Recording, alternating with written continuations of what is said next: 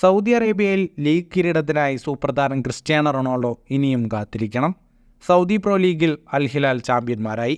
ഇന്നലെ നടന്ന മത്സരത്തിൽ അൽ ഹസമിനെ പരാജയപ്പെടുത്തിയതോടെയാണ് അൽ ഹിലാൽ സൗദി പ്രോ ലീഗ് കിരീടമുറപ്പിച്ചത്.